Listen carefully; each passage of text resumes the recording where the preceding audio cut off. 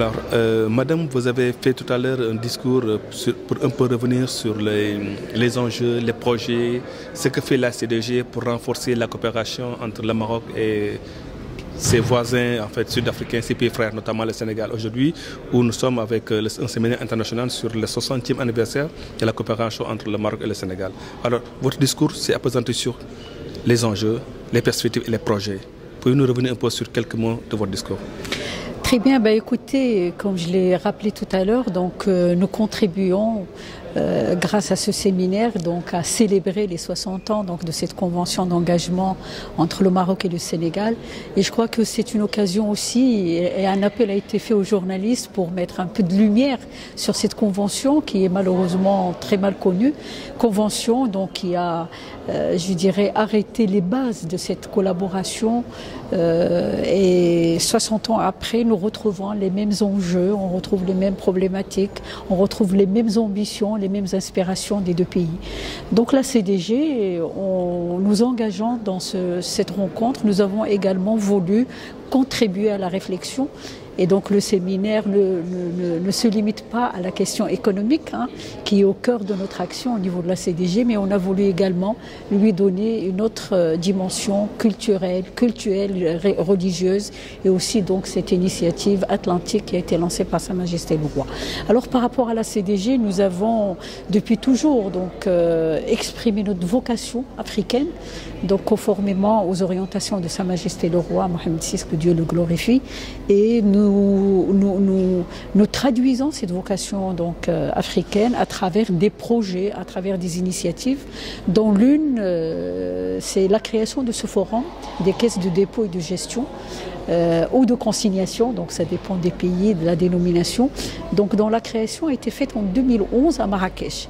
Et depuis lors, donc ce forum nous permet tout au long de l'année, mais également à travers des rencontres physiques pour faire le point donc, sur cette collaboration. C'est un forum qui permet à toutes les caisses de partager les expériences, de partager les bonnes pratiques, de partager les outils. Et nous sommes fiers aujourd'hui de dire que nous avons été aussi derrière la création de pas mal de caisses de dépôt et de consignation donc, en Afrique, dont le Sénégal, puisque en 2004, on a été déjà approché par le ministère des Finances à l'époque pour justement asseoir les bases de la future caisse de dépôt et de consignation qui a vu le jour en 2007. Et depuis lors, je crois qu'on est arrivé à notre 5e protocole d'accord. Les protocoles d'accord sont, je dirais, signés sur la base de priorités partagées. Donc nous avons travaillé sur les PME, nous avons travaillé sur le financement, sur les infrastructures et plus récemment nous avons travaillé sur l'épargne et l'investissement. Et aujourd'hui donc nous avons, et je crois que lors du 3e panel, donc il y aura donc un directeur de l'une de nos filiales qui va parler d'un co-investissement aujourd'hui que nous faisons en Afrique dans le domaine de l'offshoring. Et Dieu sait que la CDG donc, a été le pionnier en matière de promotion et de développement du secteur de l'offshoring.